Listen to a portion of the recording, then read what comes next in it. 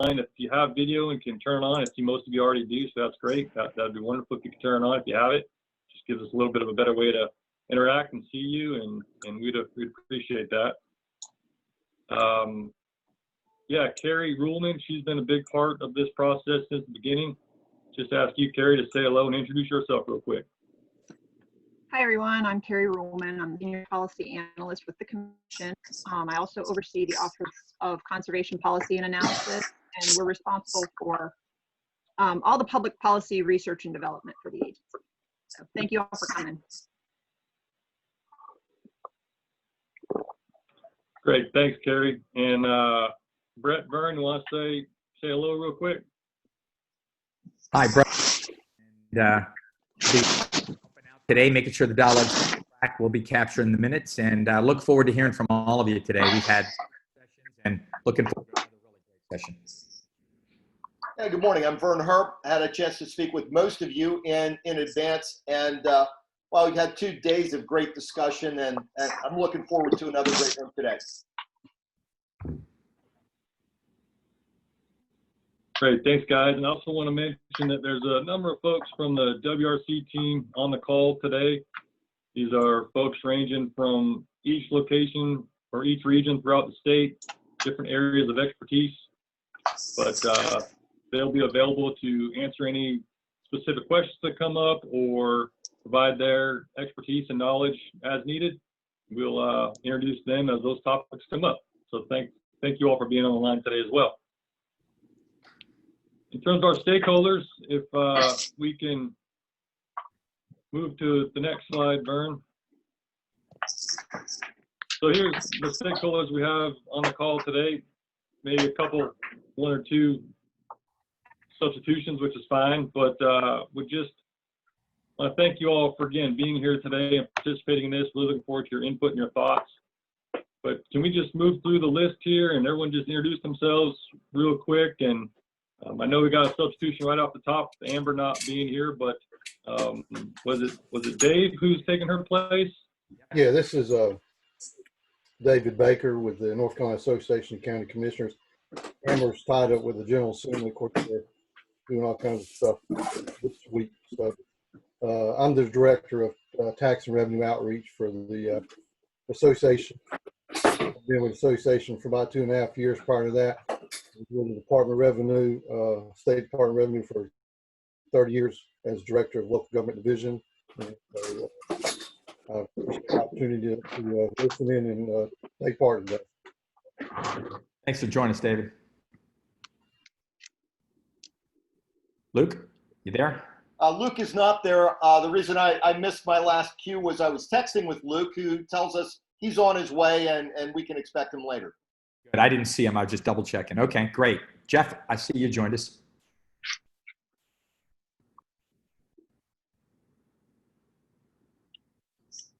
Jeff, you there? You're muted. There you go. Hi, is that better? Yeah, that's a lot. Hi. Hey, you'd think I'd know how to do this. I handle all the webinars for CNPA. But anyway, Carolina Nature Photographers Association is a group of nature photographers throughout North and South Carolina, a group of about 1,200 members. And I sit on their board of directors. Thanks. I'm glad you're here. Kate, you're up. Hey, I'm Kate Dixon. I'm Executive Director of Friends of the Mountains to Sea Trail. We're the nonprofit organization that supports this hiking trail that crosses the state from Clingman's Dome in the Great Smokies to Jockey's Ridge in the Outer Banks. It's about 1,175 miles. There's a fair amount of it that goes through game lands. And we have about 1,200 members and 800 volunteers in a typical year, actually. 24 different local groups that maintain trail. Thanks.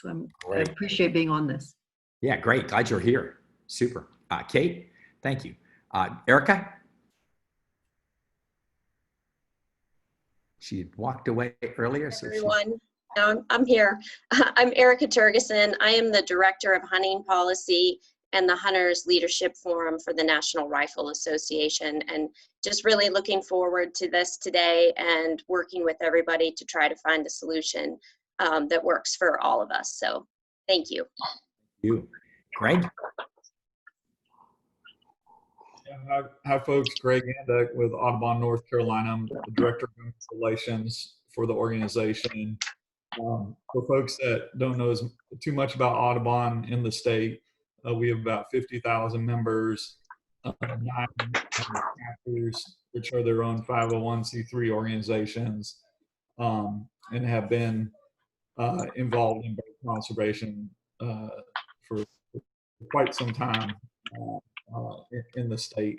So looking for the conversation, even though the Audubon network is fairly complex, and some of the individual chapters are participating as part of some of the other stakeholder calls.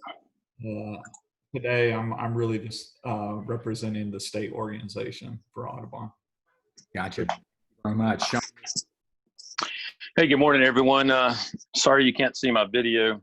I live out in the sticks and I have very limited internet, so I'm just trying to stay connected to the call. And Brian, you know that all too well, where I live out here.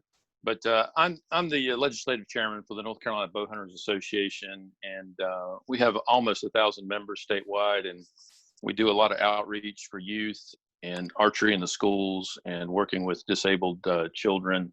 But also we promote, bow hunting across the state of North Carolina, to do it ethically and professionally for ourselves, our family. And we do have some clients that we do deer management for in certain properties. But we appreciate you allowing us to be on this call. I think it's very important to have stakeholders like us involved, everyone in this group. So thank you for having us. You got it. Did Carl, have you joined us? I don't think he's on the line. Landowners Alliance. All right, Tim, you're up. Yep. Good morning. Tim Gustwicki, CEO, North Carolina Wildlife Federation. Organization been around 75 years. Organization that was formed to actually get the North Carolina Wildlife Resource Commission established in 1945, which occurred in 1947. We have our own 16 chapters across the state affiliate to the National Wildlife Federation, over 100,000 members and supporters in the state. Glad to be on the call. Great. Glad you're here. Thanks. Kip, you're up. Good morning, folks. Kip Adams. I'm the Director of Conservation for the Quality Deer Management Association. We're based out of Bogart, Georgia, but have members and QDMA branch, or actually members across the United States, and QDMA branches in several states, including a lot of members and a lot of active volunteers and branches in North Carolina. So, thank you for having me this morning. Thanks. Glad you're here. Brett, you're up. Great name. Thanks. It's actually Brent, B-R-E-N-T Rudolph, but that's okay. Yeah, I'm the chief. Wrong in the slide. It's my name, so I think there was just a typo by there. Understood. Not a problem. Yeah. Chief Conservation and Legislative Officer with the Rough Grouse Society and American Woodcock Society is our kind of a sister organization. We are headquartered in Coraopolis, Pennsylvania, in the Pittsburgh area. We have a number of RGS members in mostly Western North Carolina. There has been some growing interest and expansion in the American Woodcock Society members and chapters as well, though, and probably some new to be formed in the Carolinas region here shortly. Happy to be on the call. It's great that all the challenges we're dealing with the COVID-19 situation, one of the benefits is learning to get more efficient in using technology and connecting with folks. And so being a staff member for an organization in Pennsylvania that works out of a home office in Michigan and spends a lot of time on the road, I don't mind having the chance to use technology. Hopefully everything will work out for us well here, and great opportunity to engage with a lot of people on an important issue for our members. Thank you. Glad you could join us. David, you're here. Yes, David Kraft. I live in Greensboro, and I represent the Uwharrie Trailblazers, which are a foot trail group that works on the trails in the Uwharrie National Forest. Fabulous. Thanks. And Luke, I know you're out there. Welcome. Thank you so much. I really appreciate it. And thanks to everybody else for their time, attention on this, I think, very important issue. I'm really excited to be here today. I've been looking very forward to these meetings, and I've been super excited about all of the progress that Yeah, I think everybody in the state of North Carolina is making. I'm the chair of Backcountry Hunters and Anglers. There's chapters all over North America, and we've got one here in North Carolina. We've been up and running for a couple of years now, and making some good momentum, making some good friends, and hopefully being an active and effective part of many conversations. And I look forward to doing that here on this one. So thanks to everybody. Thank you. And back to you, Brian. Yeah, great. So again, appreciate everyone being here. And yeah, we were hoping to have this being a face-to-face meeting as well, but looking forward to taking advantage of some technology. And the last couple of days went pretty well, so hope it will go well again today. Tim, you're the only one that I was having trouble hearing, so I'm not sure if that was on my end or your end, but just wanted to note that you were a little quiet coming through. Not sure if there's anything that can fix that or not, but just wanted to mention that. I'll talk right now. Can everybody else hear There me? you go. Yeah. That's better. Yep. All right. Perfect. Thanks, Tim. Yes, sir. So in terms of the purpose of today's session, we want to review the Sunday hunting on game lands options that were generated during the online survey and the public meetings that were held. We hope to refine and expand the options, alternatives, and criteria that were generated from those data gatherings. And then further develop any pros and cons for each alternative or each type of criteria that is generated. In terms of criteria, we're looking at specific types of game lands or categories of game lands is probably a good place to start. So is there a category of urban game lands or rural game lands or rural game lands with many activities, and is there criteria that we should consider for those types of game lands is one thing to be thinking about today. The other topic that came out during the listening sessions was this willingness to pay idea. And we're going to dive into that a little bit. We've had some really good discussions on that the last 2 days, and hope to dive into that some today as well. And then time permitting and depending on how the discussion goes, we can have discussions about individual game lands and see what those specific recommendations are. But we're just going to see how the conversation goes and how time allows, and let that determine how specific we get on the game land side of things, as just looking at categories or types of game lands.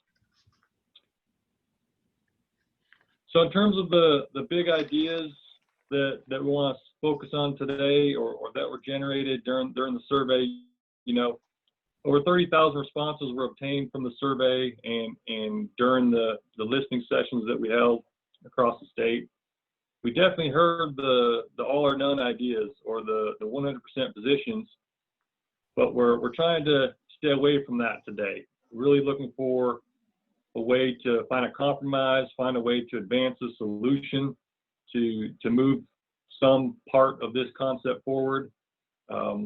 Obviously, that's different than fully supporting a solution or an idea. But can those in line here live with the concept, live with the idea as a way to move us forward? I fully know and understand that we're going to be disappointing you today. I just hope that we'll be disappointing you at a level that you can accept. Yeah. So what does compromise look like? What are some possible elements of a fair solution? That's kind of what we're striving for as part of today's discussion. So really, your charge, for today, and I'm sure you have already, but it's been to and will be to really assess and think about the game lands or game land types in your area or that you're familiar with, and help come up with or create these non-win-lose options and alternatives for Sunday hunting on game lands. And where possible, provide recommendations that reflect consensus or at least a strong agreement with this group. If consensus isn't possible, how close can we get, or what's some strong agreement that we can reach on some topics or ideas? Because the end objective is to create this criteria. We keep using that word, and we'll keep going back to that a lot today. But generating some criteria for us to consider as we look to make some changes at some game lands or ways to implement this idea in certain ways.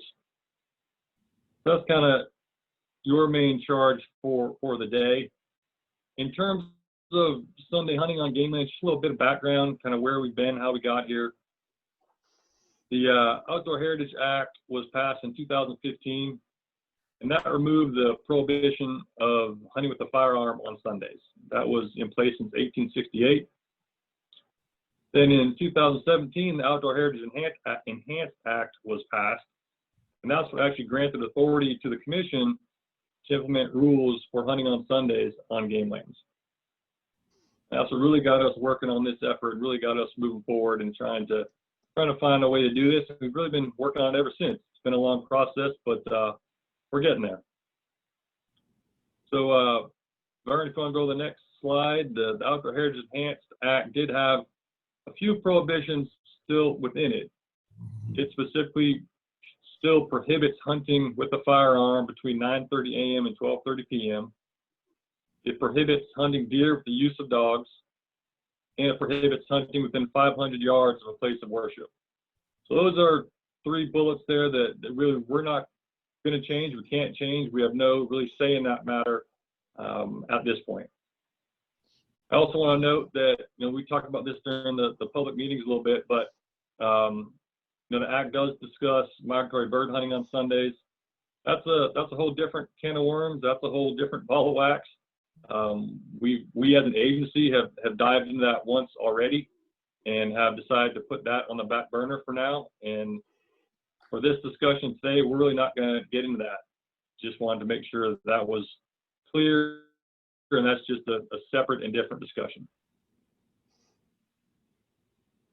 So in terms of our process, we've moved through our 6 public meetings. We've had 2 virtual public meetings or listening sessions where we gathered input and data. Our next step is where we're at now, these focus groups. And we're having 3 of those. We had one on Tuesday, one yesterday, and this is our final one today, as I mentioned. They've been going really well, and looking forward to today's discussion. What we hope to do is from these meetings is then come together as an agency and have what we're calling a WRC retreat. So we hope to have that in July, and that's where we will really form these specific recommendations that come out of these groups. And when we get those specific recommendations or specific proposals that we can apply at specific game lands, we'll then move on and have specific discussions about these proposals to and with the landowners. So, U.S. Forest Service, U.S. Army Corps of Engineers, Duke Energy, those are a couple of groups that have large properties that are enrolled in our Game Lands program. And any proposal or idea related to this topic, we'll be having discussions with them to make sure they support, and we'll let that determine how we move forward. Once those discussions are had, we'll then look to reconvene in likely one large Zoom meeting, but all the participants in these 3 focus groups. And at that point, that's going to be more of an update, just as where we are, what we're proposing, what we're looking at, and just to close the loop a little bit on all this effort that you all participated in, and let you know what kind of final proposals we're looking to make to our commission. And that's what will be the next step. We will provide a final report to our commission sometime in the August, September timeframe, because then in October when they meet is when they really approve any potential rules to move forward to the next step. And that approval would mean that any rule would then go towards our public hearing process that happens in January that a lot of you participate in and are familiar with. But October is when they make those decisions, and any rule change related to Sunday hunting on game lands would be in that discussion, and then would come forward to public hearings in January, where there is an open comment period, again, for people to weigh in and provide comments. If any proposal or rule passes that point and it finally gets approved by our commission, those rules will become effective in August of 2021. That would be the earliest thing that's going to happen. And then, as we do with all of our rules, we will continue to look at them, continue to evaluate them, look for conflicts, look for issues, see what's working, see what's not, and then make new rules, new changes, new tweaks to fix those changes. As we do with all of our rules, and when we're looking at a biological change, or in this, maybe this is a human behavior change, that will take some time to fully evaluate. And when we're looking at biological changes, we are looking at a 3 to 5 year time frame to fully evaluate those changes. But if hot button issues pop up, if significant problems arise, we have the ability and we can tweak and change rules on an annual basis, and we'll be looking to do that if that's needed. We just want to give a review of the timeline and kind of where we're going. That's kind of what that looks like. Next slide. So then, going to pass over here to Brett, but Group Solutions, they're a third-party facilitator. They've been working with us for a long time now on this process, on this project. They've been the group who facilitated our listening sessions, and obviously they're the ones facilitating these focus groups. So they've been kind of a helping hand to us, to the commission, to come up with viable options that we can then deliver to the commission to help them make an informed decision. And they're facilitating these groups, and we're looking for agreement and even consensus if possible, but just strong agreement would be ideal, even today's meeting. So with that, Brett, I'll turn it over to you. Great, thanks, and good seeing everybody here. The sessions have gone great. We've had super input. Staff is here because they're going to be in those retreats, and it's really important for them to hear this discussion, and they can also answer some very specific questions.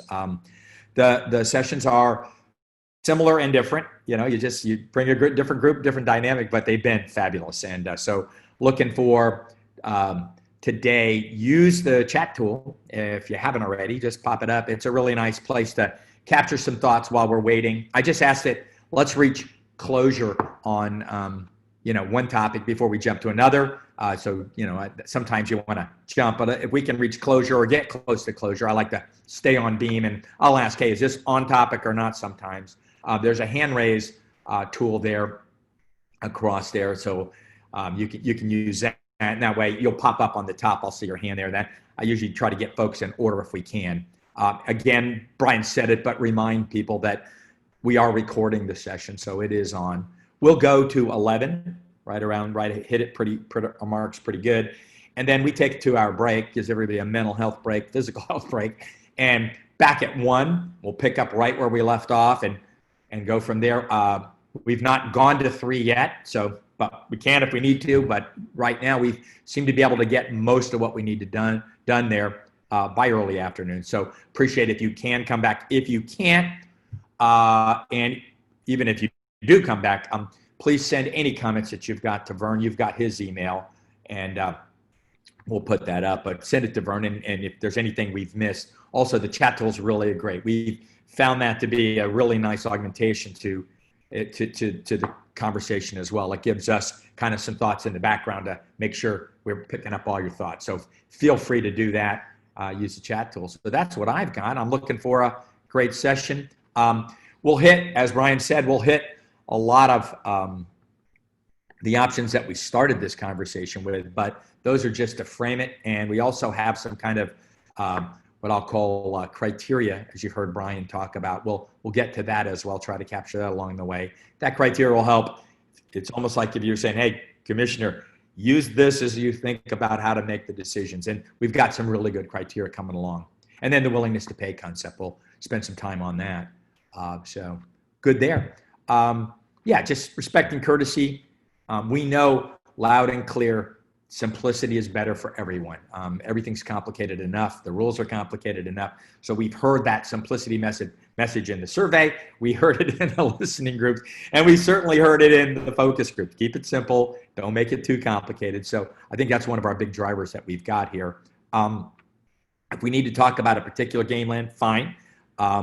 And at the end of the day, we're going to try to use what data we can have, what data we've collected from the surveys, what data the commission already has to help frame the choices and based on the criteria that we create. So thanks for that. All right, so let's pause there and just here were the alternatives that we generated in our listening sessions. And there's fine lines and different kinds of options around each of these, but I just wanted to put those up to basically open the conversation to the floor and say, what alternatives, what things does your association right now, your organization, what are you thinking about as you think about Sunday hunting and you think about possible ways forward of how we might find a way to address all the users in options. So with that, we'll open the floor for conversation, please. Yeah. Tim, is that a hand going up there? Yes, sir. Can you Hey, hear me? I got you. Go ahead. All right. Yeah. Again, appreciate the opportunity. So we absolutely support Sunday hunting on game lands, but understand everybody's use. Love the idea of promoting other conservation lands, state, local parks, trails, to meet the needs of all the constituents in the state, and want to engage everybody in conservation so that we have a larger conservation army speaking up for everything the commission does and everything everybody else wants. So not too fond of the lottery proposal. Hey, Tim, can you speak up just a little bit? I'm just not catching all you're saying. I don't want to miss it. Sorry, I'm not too good at technology. How's that one? Is that better? Yeah, that's good. Just give us a little bit. Give us your outdoor voice, Tim. I'm talking pretty daggum loud. You're good then. Go ahead. So I'll also say that the research that was sent was very interesting as far as where the high capacity hiking, birding, horseback riding was. So that was helpful for me specifically. And I have not been able to hunt all game lands in the state. Don't know them all, but look forward to figuring out a compromise. But I just did want to say that we absolutely support expanded Sunday hunting opportunities in the state. Thank you. Got it. And yeah, and your big thing there was, yeah, I don't really like the lottery or permit approach for sure. And yeah, these were just to get the conversation going, Tim. So thanks for that. Who else?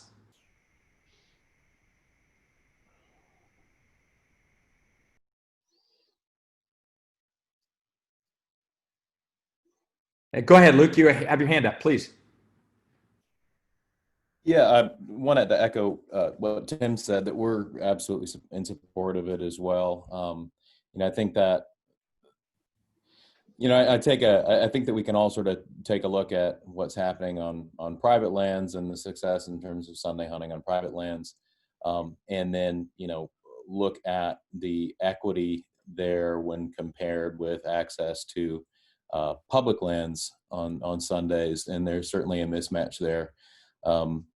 So I just wanted to let folks know that there are plenty of people out there their private land is public land.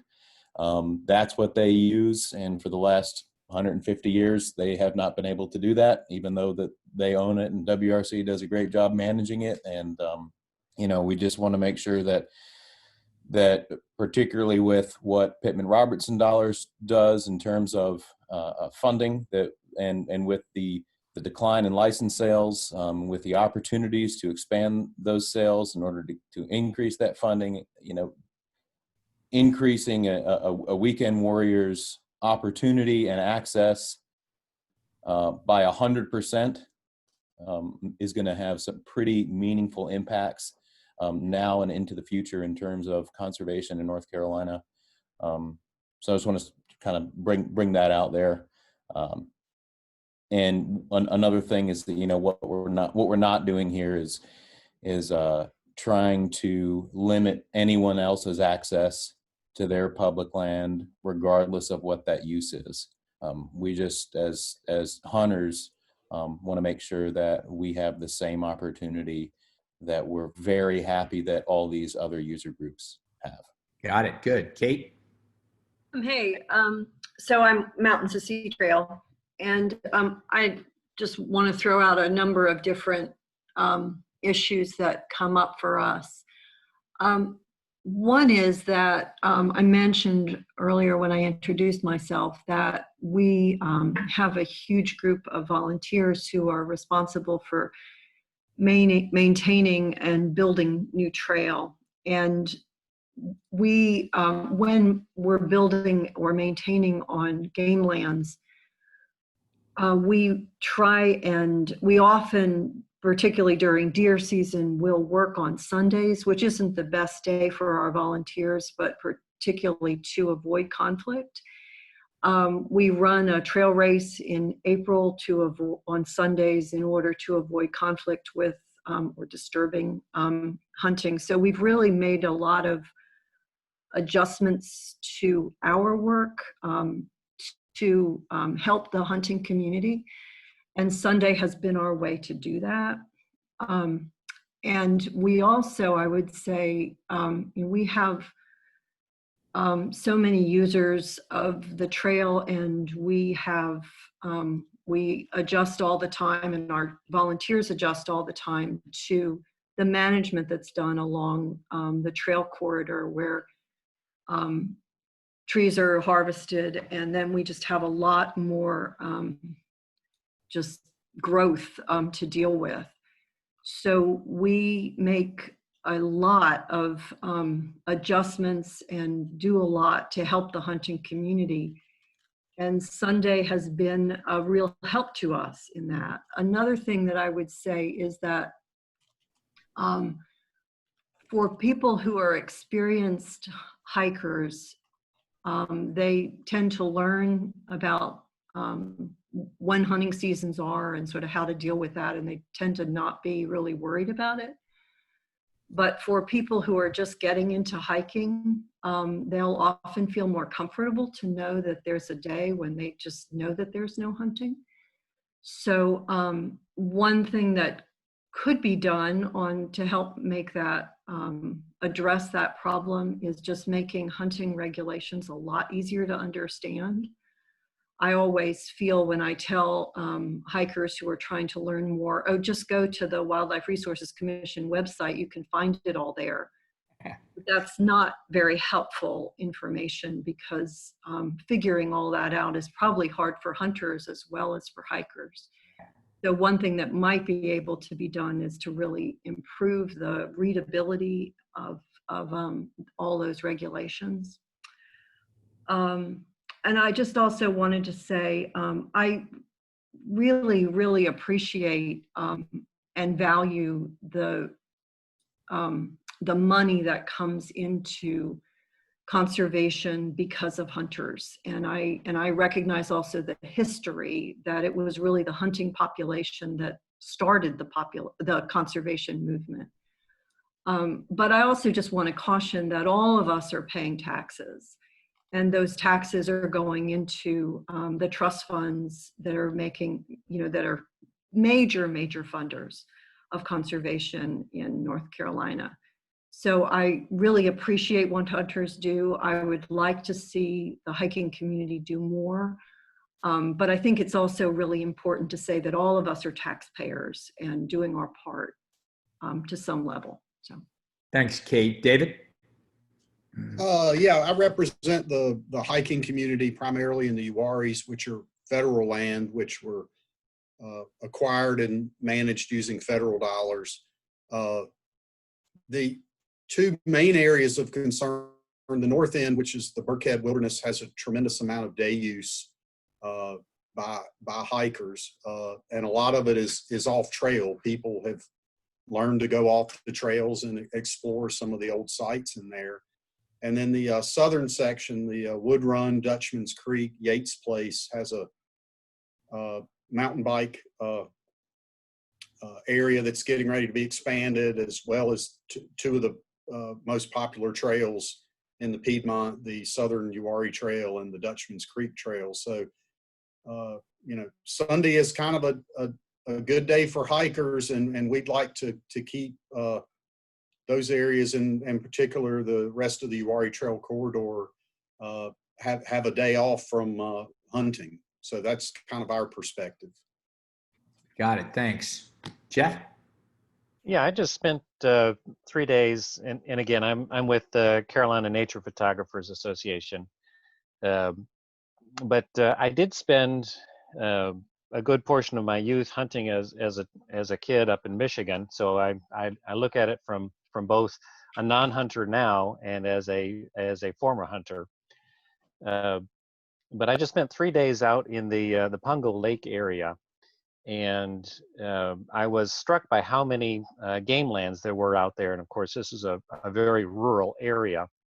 But in a place like that, it seemed like a pretty natural place to have the game lands be available to hunters, because as I drove past these places, they look like hunting areas, and there are a lot of NWRs and different other areas there that are open for photographers, for other people that want to get out in nature and just see what's out there.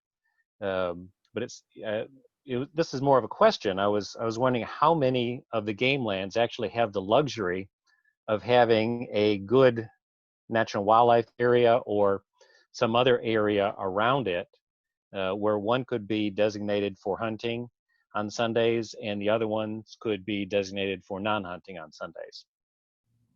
Got it. So you're looking at those large areas and saying, hey, we might have side by sides, whether it's federal, these different properties, but so that the kind of the thinking there is, A, you said rural, and then B, you said you could probably do both. It's just finding the right designations. And it was a question though. So if there's Brian, or if anyone wants to think about that option, but I think the details. Yeah. Go ahead, Brian. So just want to get a little clarification on that alternative. Jeff, were you suggesting even within a large game land that it be partitioned by use, essentially? So one piece for hunters and one piece for non-hunters, or were you suggesting areas where there's a different owner or different entity of a piece of property that might be for non-hunters, like a state park, and then the adjacent or nearby property is a game land which is available for hunters? I'm just trying to get clarification on what you're asking or suggesting there. Yeah, my thinking on that was that the game land could be used if that's primarily what it's intended for, and there are places available for the hikers, for the photographers, for people who like to ride the horses and do other things in areas similar to it. But there's plenty of available places to do that. I'm wondering if it wouldn't be better to have those game lands designated for Sunday hunting on those places, and do something else where they don't have the luxury of natural wildlife refuges nearby.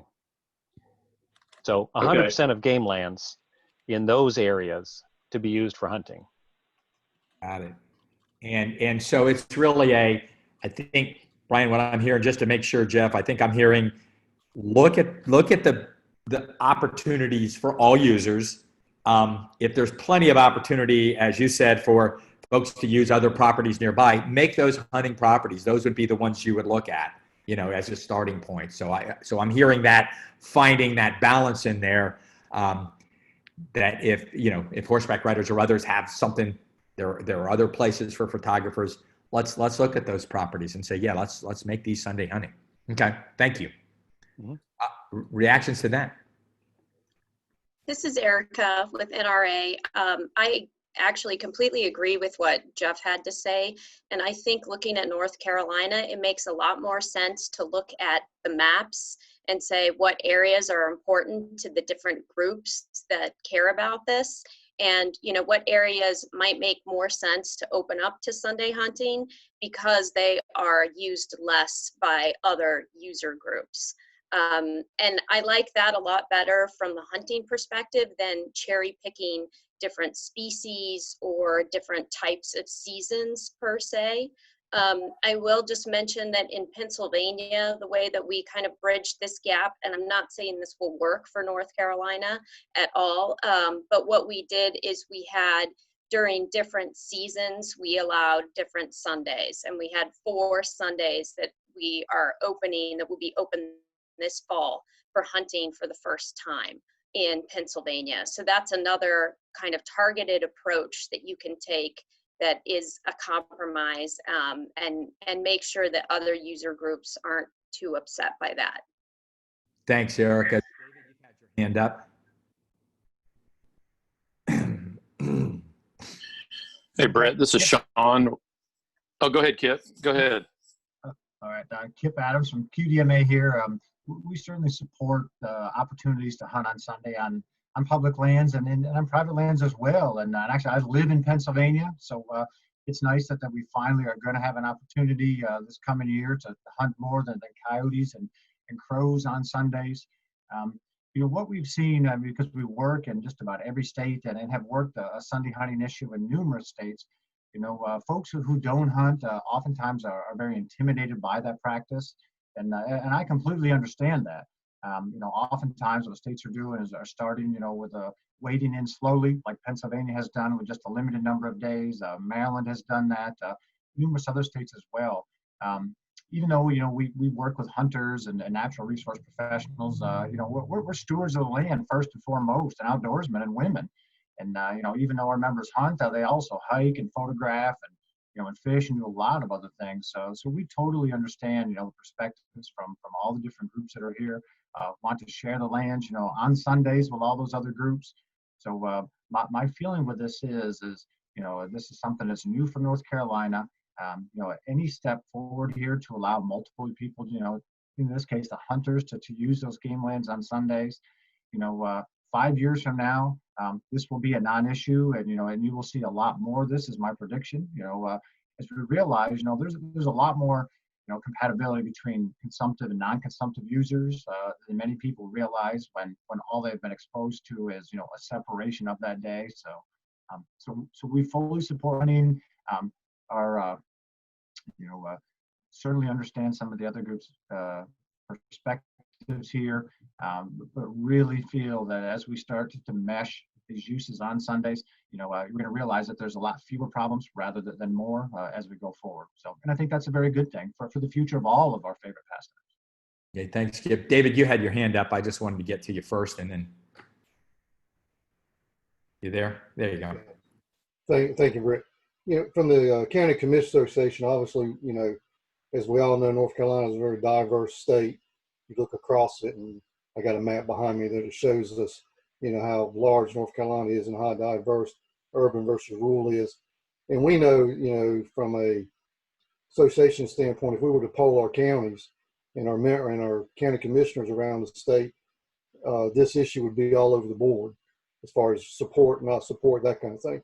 So we don't really have a position in favor or against Sunday hunting. I think what we do recognize is that it is a very diverse state, and that there's not a one-size-fit-all for our game lands in our counties.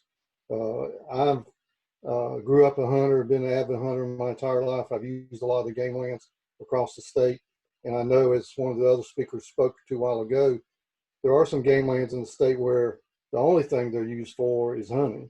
You go out there and you might not see anybody except yourself and your rabbit dogs or the deer. Right. There are other game lands you go on where you see a lot of other people doing other things on those game lands. So I think it's very important that whatever this process comes up with is that we recognize the different uses, and also the fact that we can't just come up with one set of rules for every game land. I think it's going to have to be catered toward what is that particular game land is used for. Our next, probably the other big thing for us would just be safety. You know, it's one of those things that whatever comes up with keeps the citizens safe, and that those two things will probably be our biggest points, are that it's not one size fit all, and we have to make sure that people are safe on Sundays. The people who are using these for things other than hunting are safe when they're out there using the game lands. So appreciate it, Brett. Thank you very much, Sean. Coming at you. Excuse me, David. Sean, you're up next. Hey, yeah, I want to echo from a hunter's perspective. Our organization, we see a decline in the hunter population in North Carolina. And part of that is access to land to hunt on. People can't find leases. The game lands are only open on the weekend, on one day when they're available to hunt. So we support Sunday hunting on the game lands. But we are historically the research, and we always are in touch with the biologists at the state level to talk about the effect of more pressure on the game lands, because each of these game lands are a little different. Like in Caswell County, where I live, the game lands are 3-day a week.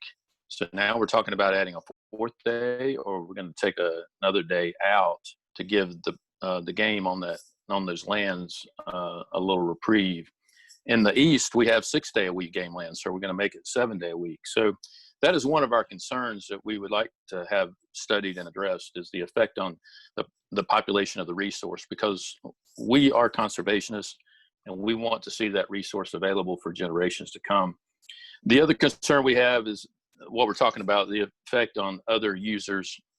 And we are very conscious of our impact in the hunting. There's been some bad press in the city limits where people are shooting deer with bows or crossbows, and we get blamed for it, even though those folks aren't even members of our organization. So we're concerned of any type of hunting, anywhere, and its effect on non-hunters. And we strive to promote safety and ethical forms of manner of taking within our organization. I am this. I live in game land, and I'm not only a bow hunter and a hunter. I'm also an adjacent landowner. So we are concerned about our landowners as well, and the effect that the additional hunting, how that affects those adjacent landowners. And I wish the landowner group, just so I don't kind of blur the lines with that, but being here, having no hunting on Sundays allows my family to go down to the creek, which is the border, and recreate without fear of being mistaken for a deer or having to wear orange on our own land on the border. So those are other concerns that I would throw out there since that group is not here. But the effect on the resource is a big concern to us, and we would like some input or feedback on that. Got it. Well, I'll say, Sean, two things. One, we talked to a lot of landowners in our listening sessions, and they also weighed in pretty heavily on Sunday hunting in the survey. And quite a few of them are like you, saying it is a day of rest for us that are close by. But, and many of them were hunters, which was pretty interesting, like you as well. We talked to some folks in the listening sessions. But as regard to pressure. Yeah, Brett. Yeah, I was going to get there, Brian. Regard to pressure, that 6-day to 7-day or 3-day to 4-day, which was part of your question, Sean. I was going to go to Brian because we've discussed that. Brian. Yeah, perfect. Thanks, Brett. So yeah, Sean, that's something that we've talked a lot about. One that came out a lot in some of the listening sessions, and then just as an agency at a high level, and that is a concern, but I think we all recognize that identifying a change in a population, in a wildlife population, between going from 3 days of hunting pressure versus 4 days of hunting pressure, or going from 6 days to 7 days, so adding that 1 day, the general thought is that likely won't have an impact on the population, but two, that will be near impossible to decipher and determine. Even with a multi-year PhD level study that costs hundreds of thousands of dollars, the experts in the room, who would not be me on this subject, but suggest that's near impossible to do. And so we're looking at this more as a human behavior change. And there's some thought that you won't necessarily increase pressure on Sunday, but just displace the pressure. So we've seen that in some of our angling examples when it comes to pressure on the Roanoke River. And when angling days are allowed, it didn't necessarily increase pressure, but just dissipated it a little bit. And there's a chance, there's a thought that would happen here as well. So those are kind of the high level thoughts. There will need to be some professional judgment used in this decision to get at your concern and the other concerns we have. But in terms of getting actual quantitative data, looking at the effects on a population, that will be near impossible. And Sean, did you want to follow up with that? I saw your hand up. Yeah, I think one of the indicators, Brian, would be the harvest numbers. You know, we just got the harvest numbers for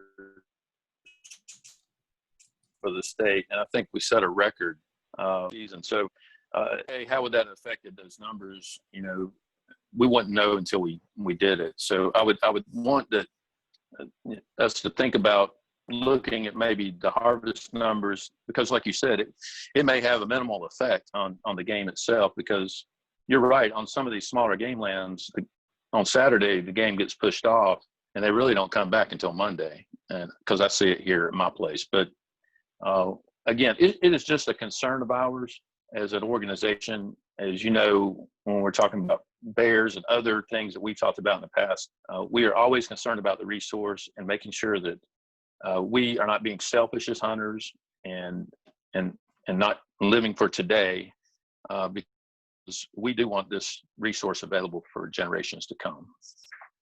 Thanks, Sean. Yeah, and I would echo that as do we. Yeah, and Brent Randolph.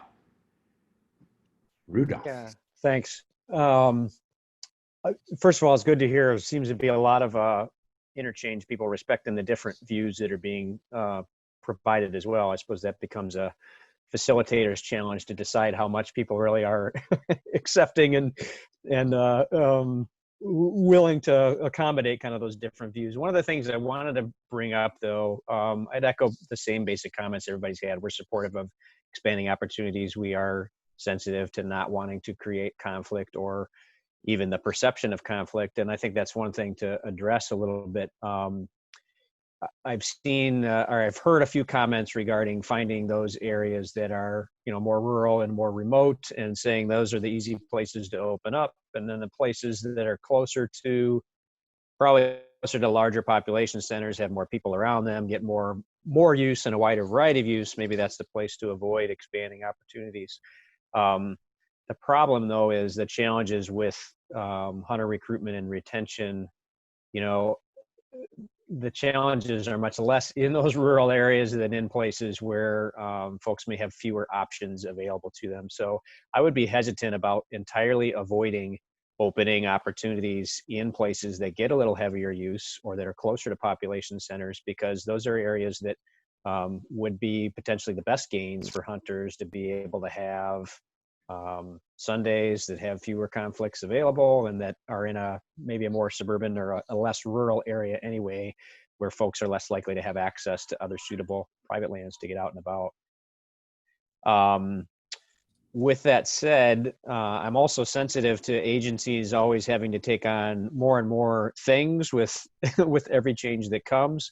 But I wonder what opportunities there are for particularly places like that to be opened with a little bit more education, a little bit of extra outreach about the expansion in some of those places, and some evaluation to see, are folks able to participate in a couple different types of activities in those settings without conflict, and would any outreach about that help potentially mitigate it? So interested if there's thought within the agency that something like that from the impact on user perceptions and interactions could be evaluated, or if that would be a pretty significant challenge within this process.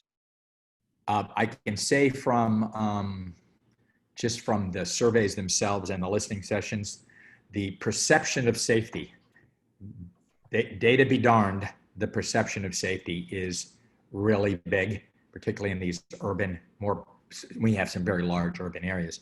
I think that was a big one. So we could show the data and we can educate like heck, but there was just a really strong perception of the safety issue, and getting around that is a lot of people to educate around it. And so I'm not sure that perception from a data-driven part is going to be easy to do. Brian, did you have a thought there?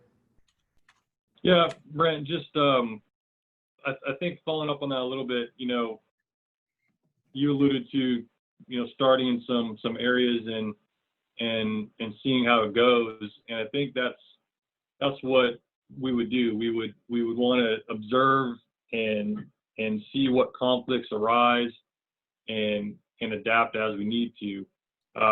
In terms of I think you may have mentioned survey, and I'm not saying that's not in the works right now. I mean, that said, we actually have a current survey with NC State University in the works right now, looking at specific game lands and those users and the economic impact of those game lands. But the plan is, we don't have a current plan in the works to continue that project or continue that study, or start a new study to specifically get at user responses to this. But there might be a need there, and we have social scientists on board, and so that is something that we can do and gauge interest, support as this is rolled out. I think that's actually a really, really good idea. Greg, you are up next. Yeah, hey folks. I just want to echo what Brent said about just appreciating the spirit that I think everyone's approaching this issue, and just remembering how much all of our groups do have in common, and the great success stories we've had in the past advocating together for things like conservation funding, expanded acquisition of important areas across the state, and not get derailed by that. So just wanted to mention that up front. Audubon supports a balanced approach here. We have hunters in our community. We have non-hunters in our community. I myself am an adult onset hunter. And so, can appreciate the need for a balanced approach. In kind of thinking about a solution where we try to reduce potential for conflict, in terms of the birding community and wildlife viewers, which is a really rapidly growing segment of outdoor recreation. Those folks do tend to be more highly concentrated in urban areas. They also tend to be more active along sites on the North Carolina Birding Trail. And so locations that would overlap with a birding trail in place with high bird biodiversity, you're going to have more birders in those locations.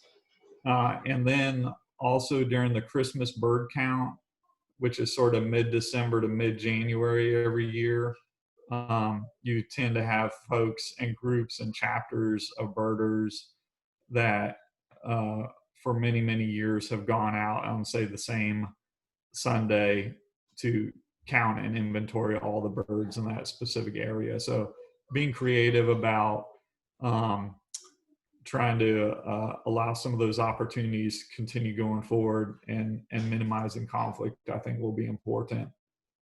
And then the last thing I'll just say is I think that there is an opportunity, to really think about how do we encourage non-hunters that are using our game lands to contribute even more. I think someone mentioned earlier that as taxpayers, everyone's supporting the acquisition of new game lands and the conservation trust funds. But I think for those folks that are really actively using the game lands, they can do more.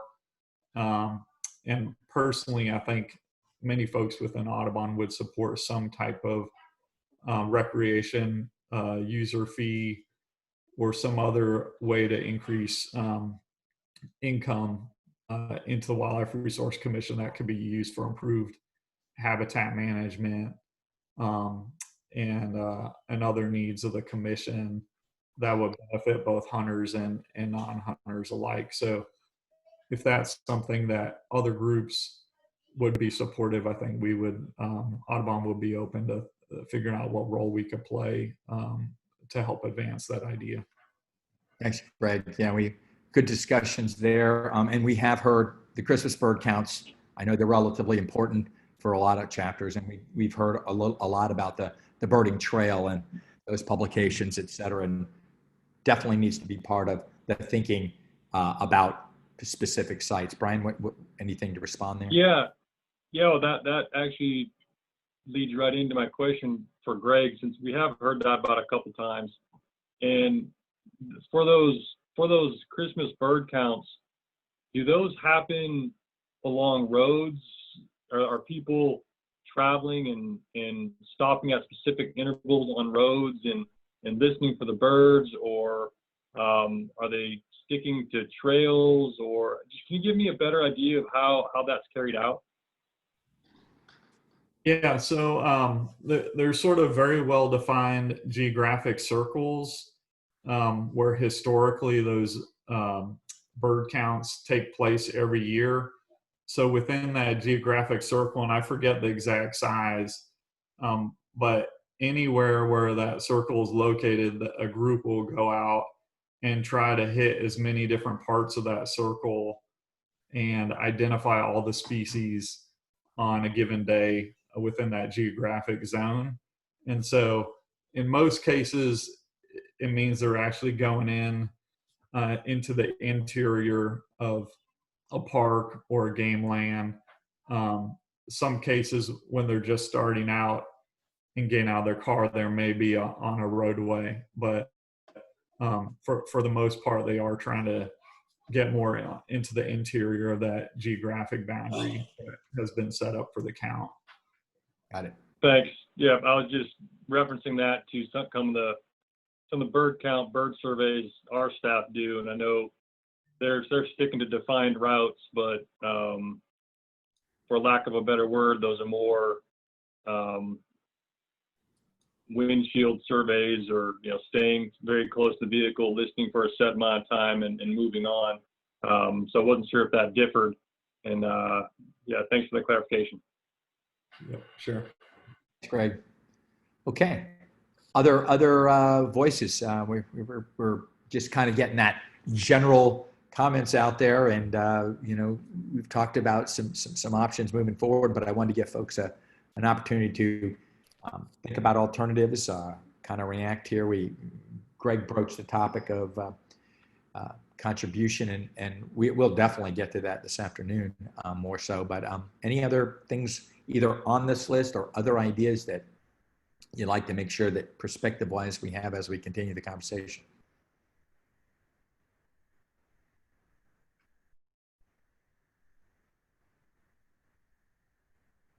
Can you hear me? Yes, please. Yeah.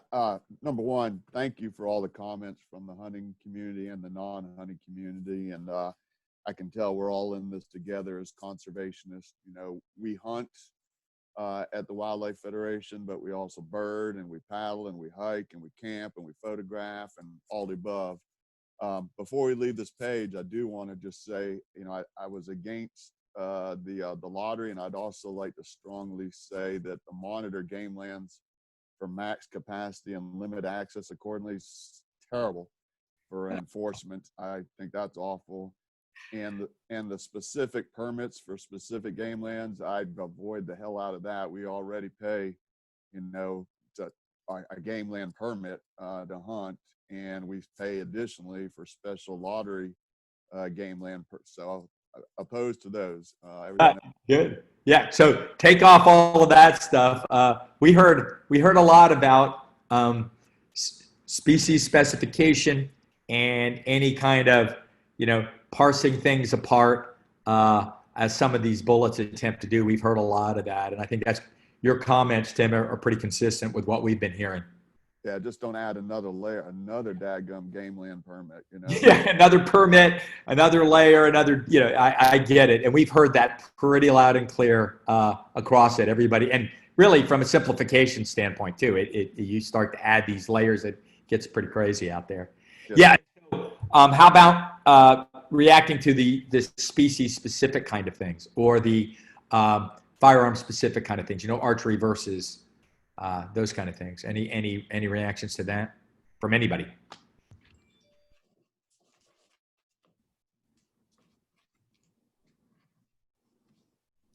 Yeah, go ahead, Sean. Although we're bow hunters, we don't mind being in the woods with gun hunters. And again, we don't want to limit someone else's use. There are designated areas for archery only, and those are usually for good reason. And we utilize those heavily during the season. So I don't think there would be a conflict between hunters the way that it's written. I mean, we're not allowing dog hunting on Sundays. And I think this will give still hunters, whether gun or bow, more opportunity because they're not having to share the woods with all those other types of hunters that may be using dogs or rabbit dogs, whatever they are. It just it would just provide more access. So we don't have any conflicts with other hunters being in the woods with us. Got it. So that no bow only or whatever, other than the zones that are already there. I mean, we already have that. So that would be our position. Okay. I would echo that as well. Brent Rudolph with Rough Grouse Society, because I think if you're looking at particular opportunities or options, you're kind of stuck with the difficulty of either saying, well, let's let the most popular forms of hunting get more chance to hunt because that's, there's more people that want to go do those things. Or you say, well, let's find the things that there's not as many people that participate in because it's not as much of an expansion, but you're leaving a lot of folks out. So I don't think there's a really good way to win that balance. The one thing that comes in a little bit in that consideration with us, though, is if there's a geographic component to it. Again, from the standpoint of rough grouse hunting, there's only a specific geographic area of the state where that is an opportunity. So if there's some layer of looking at focusing on certain regions or certain type, again, more rural or more urban areas or whatnot, and they leave out some places that only provide certain types of opportunities. If there's others beyond grouse hunting that kind of fit in that regard, then I'd consider that. Look at avoiding something that seems to be just based on geography, but might leave some user groups kind of left out because they're tied to a particular geography with what they participate in. And so I'll get 1 second, Kate. So Brent, on that topic, Brian, I think the note there is, as we're looking at, hey, horseback riders only use this. Well, if you have a game land that is going to be grouse specific or whatever, we certainly geographically, that would be almost a criteria to make sure that there is a use for every activity. So that's what I heard there, I think, Brent, was to make sure that we kept that in as a criteria as you were doing selection. Brian. Good. And Kate, up to you. I was just going to say that I do like the idea of expanding trail buffers and not only in terms of where hunting is, but also for protecting the trees along it for the experience of the hiker or the trail user. Okay. So buffers, as we talk about that, just kind of throwing that out there, we spent some time talking about buffers in our other sessions. So is there any kind of just general thoughts on buffer zones around? You mean the width of it? Yeah. The width of it. I don't have any. I'd be interested in what other people have to say about that. I don't have a specific idea about exactly how to manage that. Yeah, but I'd be happy to look into it more. Oh, that's fine. But you're from your perspective of buffer, you're just saying, hey, to the degree possible, leave the trees near the trails. Yes. And yours is about what I would call harvesting of the timber and that kind of thing. Yeah, but I was also thinking about just a buffer from hunting right along the trail corridor, but also leaving the trees so that there's the view, the experience for the person using the trail is more pleasant than when it's just. There are a fair number of places along the Mountains of Sea Trail for wildlife management reasons, the land gets clear cut or select cut, and it dramatically changes the experience for the hiker. Okay, thank So, you. Go ahead. Right. Yeah. So kind of got two thoughts going there, and I might ask that we table the idea about management activities, and I don't think that's really the intent of this idea of a buffer for this discussion. Maybe we can get some input and some thought about this idea about a buffer along trails. And I think the intent or the thought of this is along this trail buffer, hunting would be prohibited. Right. I think that's the suggestion that came out of some of the listening sessions, and I'd like to hear some thoughts on that. Go ahead, Kate. You wanted to respond. Oh, and I just wanted to just say that I was actually thinking, when I spoke about this, I was thinking about it both ways, both in terms of there being a buffer from hunting, and then I brought up the other issue too. Thank you, Brian. Right. Yep. Thanks, Kate. Good. Other thoughts about if there are any on this buffer idea from? Let me ask another question, Brett, real quick. For those of you with kind of a national perspective that deal with other states, are there any other states that utilize a buffer from trails, and how do they do that successfully? Because our thought was it'd be kind of hard to enforce to keep hunters off of trails. So is there any other state that does that or has tried to do that you know?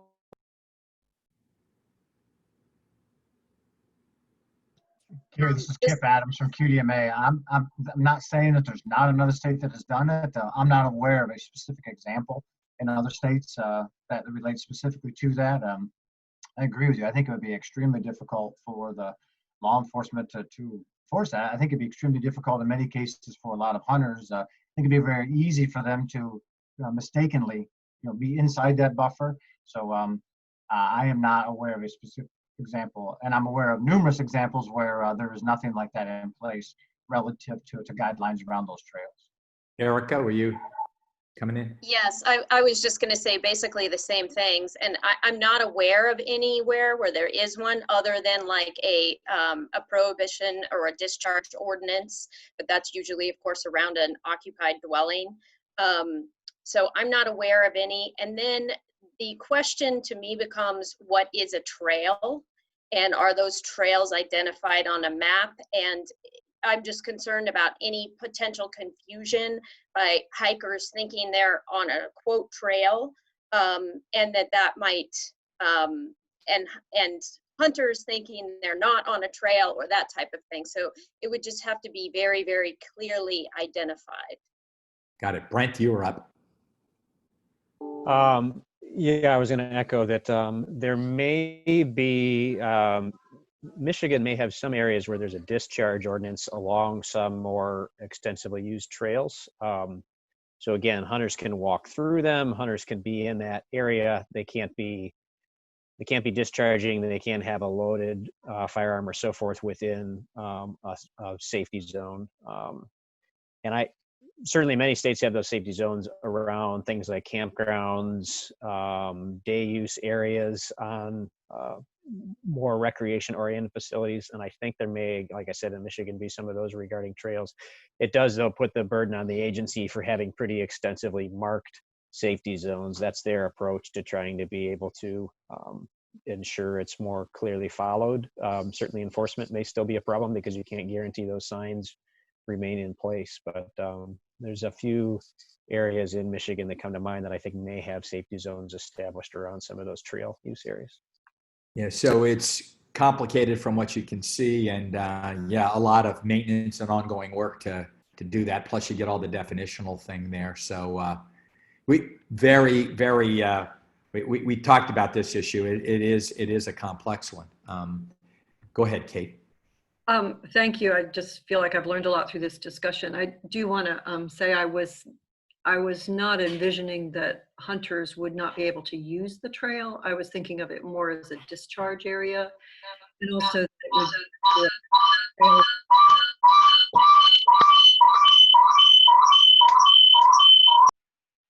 Thanks. That was Chris. Sorry. Got it.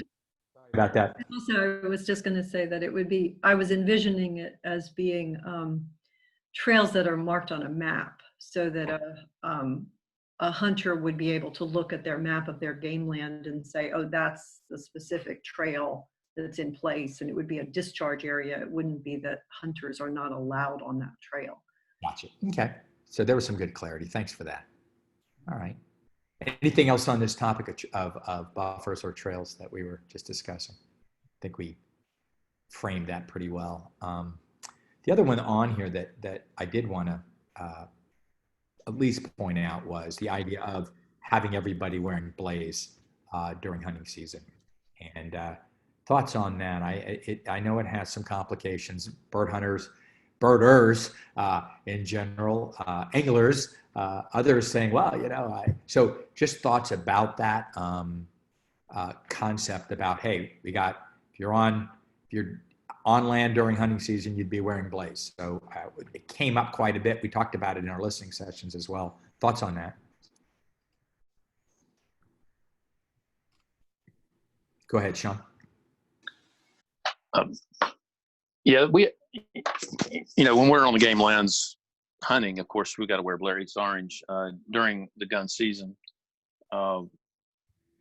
Blaze orange isn't the most fashionable color out there, but it is a necessary color. And I'm just going to bring this up because we have lady members of our organization, and my wife's a hunter as well, and there is a movement to have the blaze pink. Yeah, I saw that. Yeah. Added to the list. I think it would be a good move in the right direction for female hunters. A lot of their equipment is already in that pink color, and I think the Wildlife Commission should consider that as a rule change in the future. And I think that would make it more enjoyable for non-hunters, as well as having, at least for the females, to have a different option than that ugly orange cap. So that's just my thoughts on it. So we got a fashion statement piece from you. Yeah. He wanted to wear pink. Go ahead, Luke.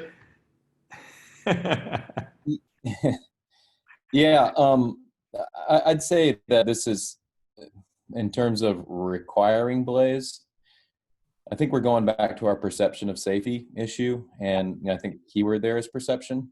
The fact of the matter is that data just doesn't support that hunting is unsafe for non-hunters.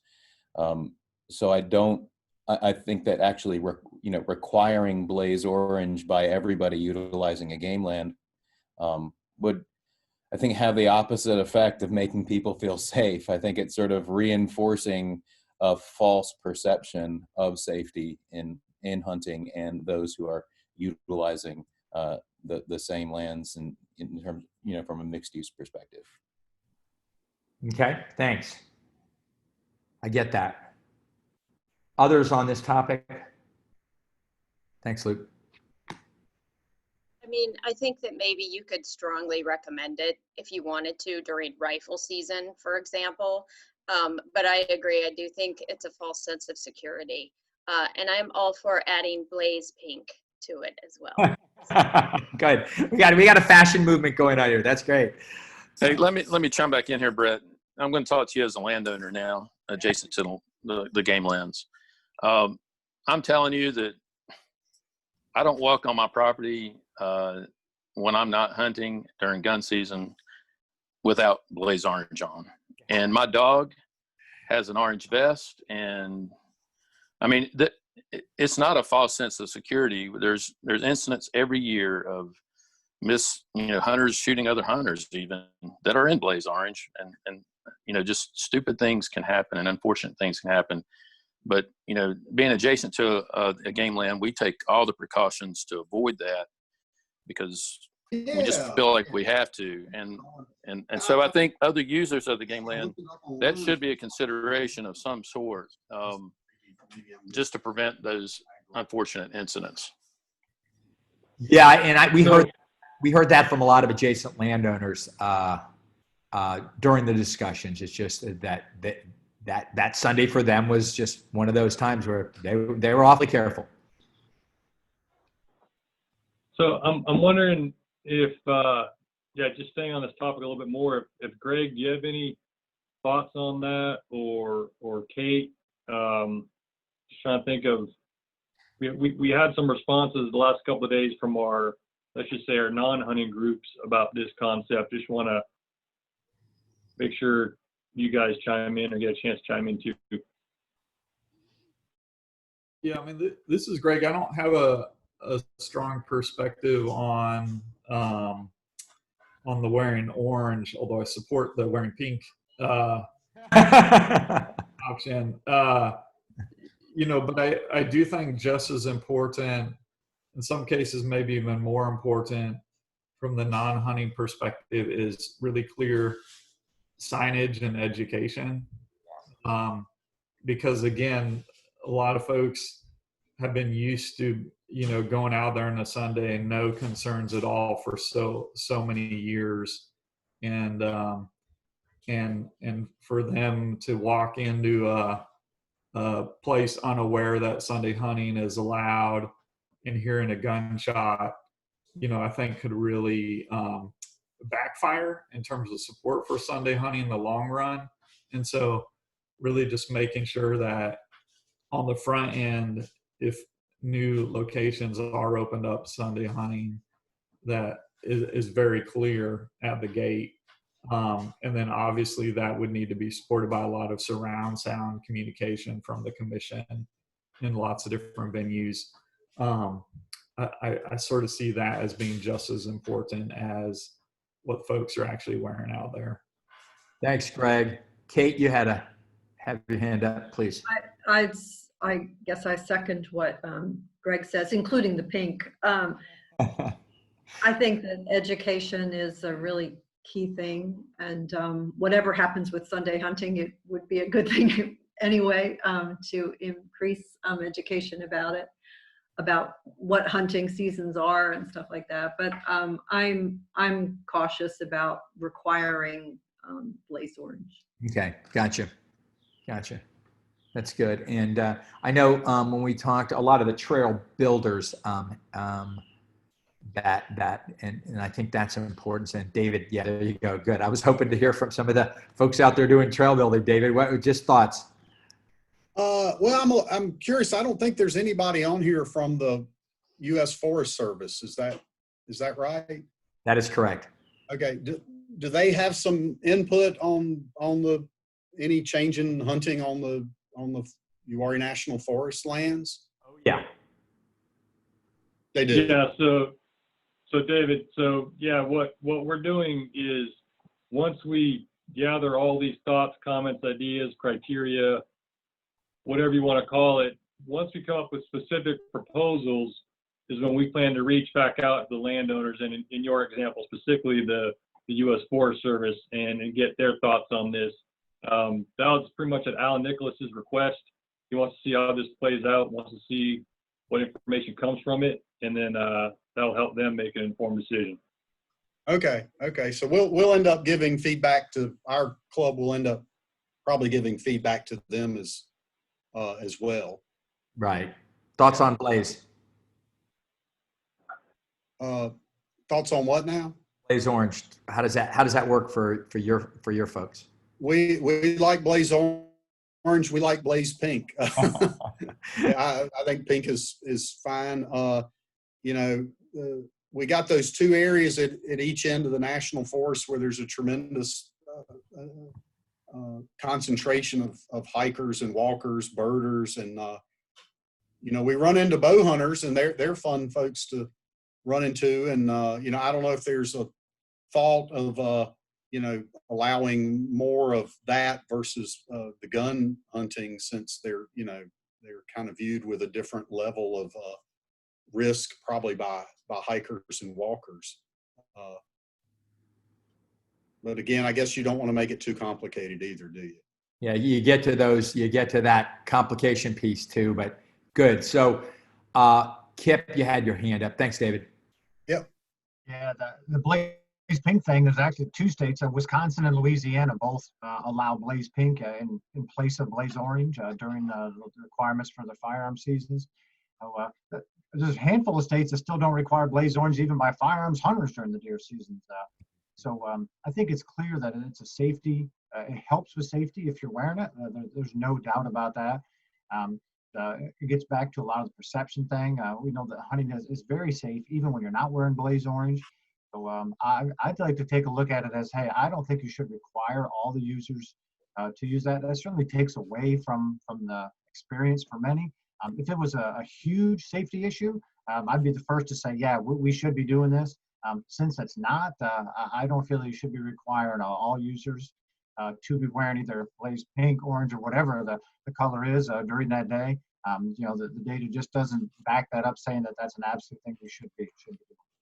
Well, I'm hearing this strong from all groups, basically saying the requirement for that for the non-hunting community seems to be not necessary, but certainly encouraged if folks feel like it, certainly do that. But and I am hearing that we probably need to address the fashion in North Carolina, Brian and Carrie, and look at pink as a alternative piece out there. So okay, that's it.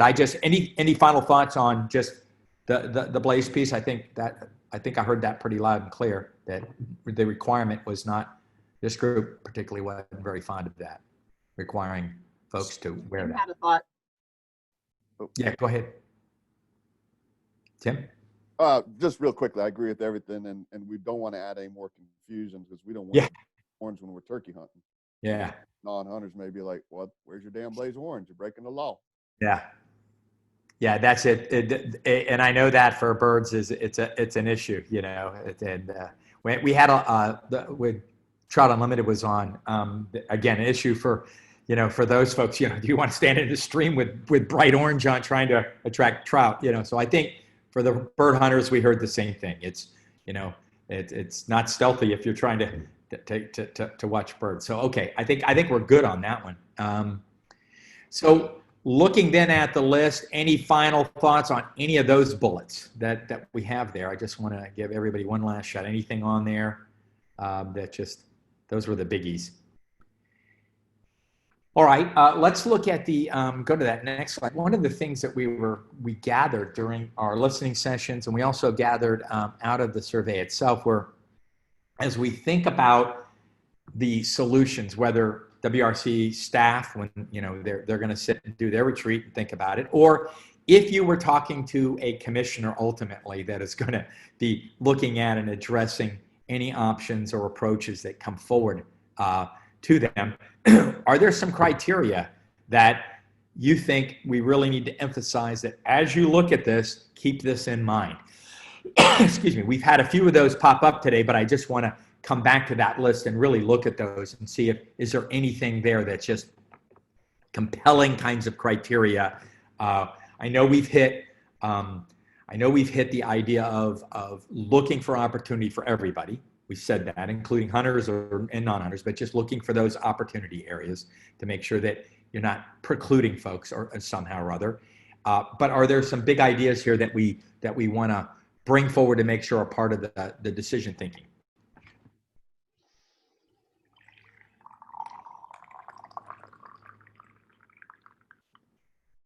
And again, this list was just a starting list that we got from just looking. All right, I'll go. I think certainly we should consider the high-profile current users of game lands that your survey showed, as far as high-density hiking, horseback riding, and wildlife watching. Yeah, so we should look at. I mean, I think as you're saying, hey, if there's only a few places to horseback ride, let's at least look at that. For example. So got that. Thanks, Tim. And I think that's been pretty consistent even in our discussions today. We've heard that. Any others that either aren't on there but we should get on there, or any of those others you'd like to react to? Thanks, Tim.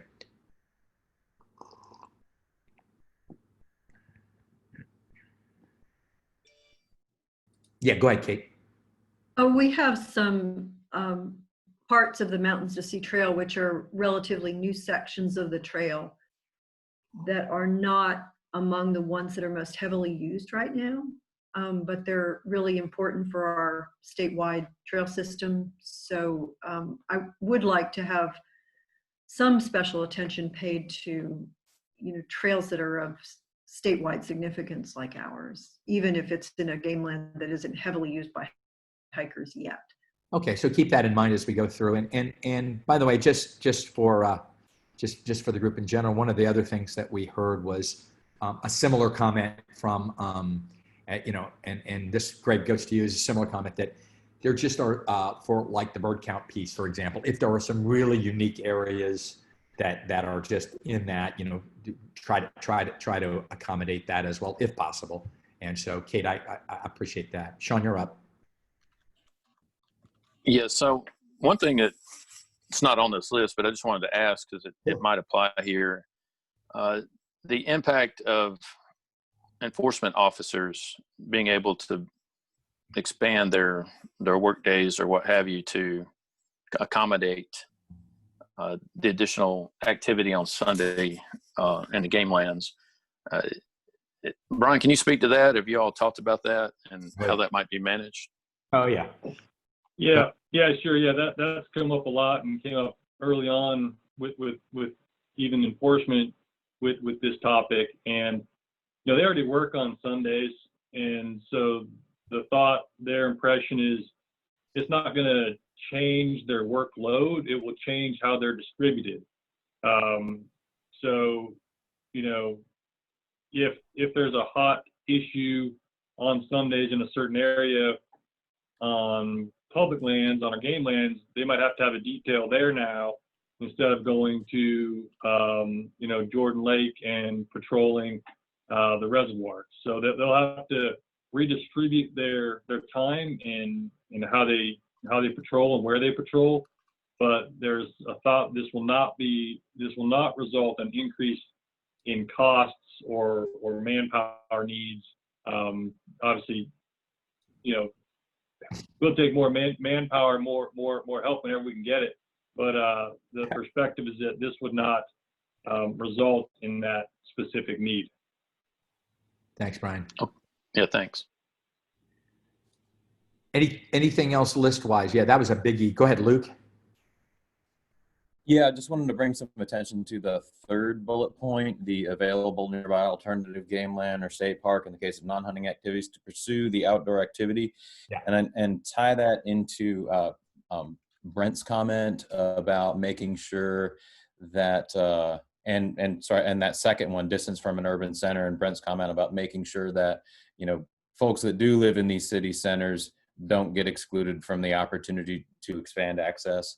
And I think just considering the fact that game lands are the one place that people can hunt on in terms of public land, there's certainly so many other land designations where hunting is excluded, and that is understood and appreciated and respected. So maybe just consider when considering those distance from urban center bullet point, overlap that with the other available nearby alternative land for those uses. Thanks. And I think that's a great point, Luke. It really focuses in that, it's one thing to look and say, are there alternatives for photography or birding or those things? But also, how if you're here, just don't preclude urban just to preclude urban. Just look and say, are there opportunities? I think that's a good tweak there for us to consider. Good. Thanks, Luke. Any others on these? Yeah, let me ask the question on that a little bit, because I'm not sure if I clearly understand that. So, we've heard a lot about urban and rural, and just to summarize a little bit, maybe look at some rural areas, but keeping in mind some specific things we heard about in terms of specific species or specific opportunities that are afforded at those game lands. But we don't want to preclude the urban areas if this is where I'm getting stuck is, so if you have an urban area that has a nearby state park, county park, open space, so they have other areas to go to do that activity. What's your recommendation there for that game land near an urban center? Are you saying that should be an opportunity for Sunday hunting? I just want to make sure I'm getting that clear. Yeah, in short, I am saying that should be an opportunity for Sunday hunting. I guess it sounds like from what I can tell from the folks that have chimed in during this discussion, which has been great, it sounds like there's going to be some real easy no-brainer game lands that are out in the sticks that are used basically by hunters, and maybe that's almost it. And we can open those, and I haven't really heard any objections to identifying those kind of no-brainer game lands. I guess what I want to caution against is focusing only on those for this rule change that's on the table, for this upcoming commission meeting and for the August 21 start date. And I want to make sure that the easy choice of, well, let's just focus on those super rural game lands, get those in, and that's a win for everybody.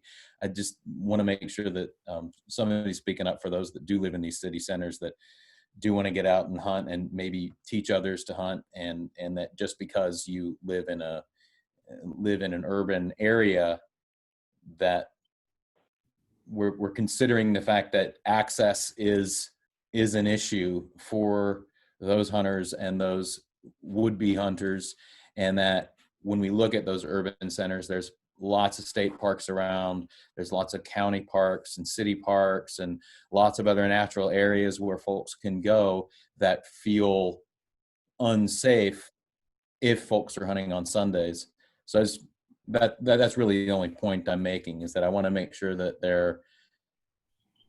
that we aren't just saying if you're X miles away from Raleigh or Charlotte or Greensboro, then you're going to have to drive outside that radius, when there is plenty of alternative out there, and we can bring in some game lands on Falls Lake into the Sunday hunting opportunity.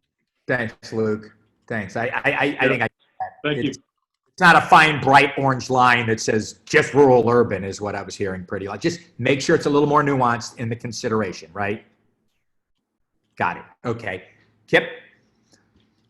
Yeah, to add on to what Luke was saying there, as a society, we're more urbanized than at any point in our nation's history. Yeah. So we feel that, those game lands closest to the urban areas are some of the ones that we would absolutely love to see those hunting opportunities, be able to take place on, just to accommodate folks who are living in those urban centers. Particularly as the R3 movement is advancing, that is where we have the best opportunity to engage new folks in this. So we would fully support making some of those most urban game lands fall under this opportunity to be able to hunt on Sundays for those folks. Thanks, Kip. Appreciate that. And this is Erica. I would just add that you also want to remember, and I know this is going to be the same for all the user groups, but there's, quality versus quantity. So just because you may be able to hunt there doesn't mean it's necessarily a good spot to hunt. But I know that's the same for the hikers and birders and everyone else. But I would also say, in terms of, population control of deer and urban centers, that type of thing too, that's just something to consider when you're looking at that second bullet point. You got and it. I agree with what Luke and Kip said as well. Yes. So it's not we're not drawing up. We need to use some discretion. It's not just urban versus, it's really looking at that fine line there and just say, are there other opportunities? So I appreciate that from all the groups here. And I think, Luke, I'm glad you brought that up, because I think it's not a one size fits all approach. Use some more nuance as you can make those considerations. Good. Anything else? I just want to make sure that we capture any of those that we need. All right. My preference right now would be, if that's okay, we have two choices.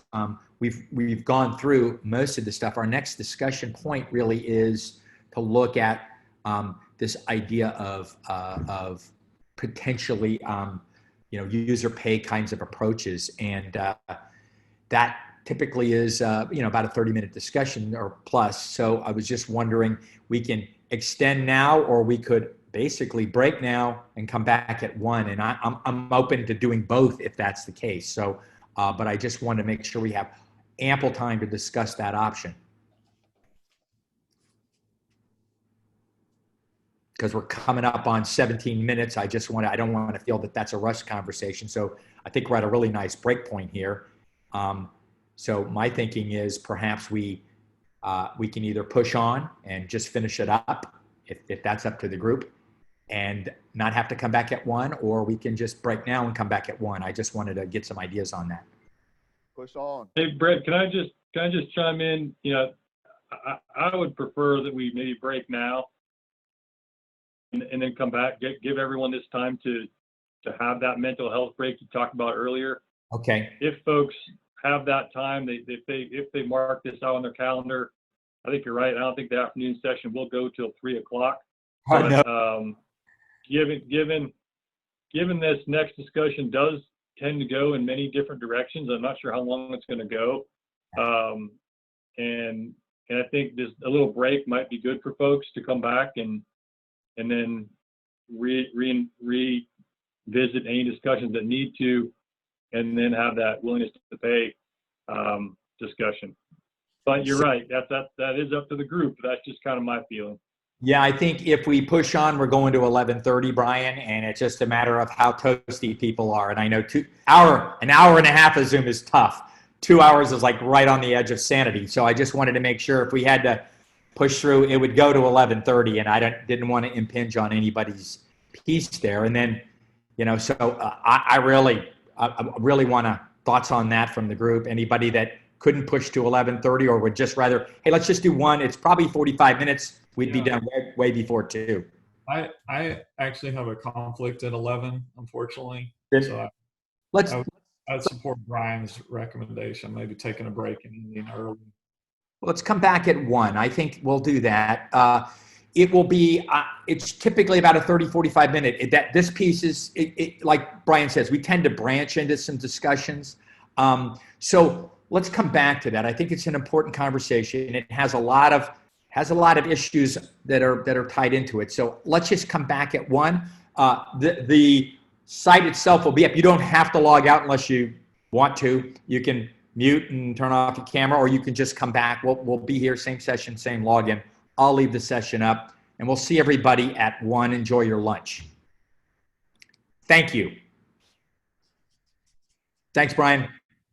Yeah, if you have one person, if you have anybody with a conflict, it's hard for them because they already scheduled something at 11, and I look, we got 45 minutes of conversation, plus, and we have 15 minutes to do it. So that's the only reason I brought that up. Yeah, no, it's all good. Okay. Yeah, I think we're set for the afternoon. We are. Fabulous conversation. Again, just really, just kudos to North Carolina, just overall for having such quality stakeholders that you have. I mean, the quality of folks that really engage in your lands are just amazing, and their passion for them is just amazing. So I've been really impressed by all the focus groups so far, Brian. We got a good group to show up and really give us some great insight. Yeah, no, I think you're right. So, all right, well, I think yeah, I'm going to break, and we'll see after lunch.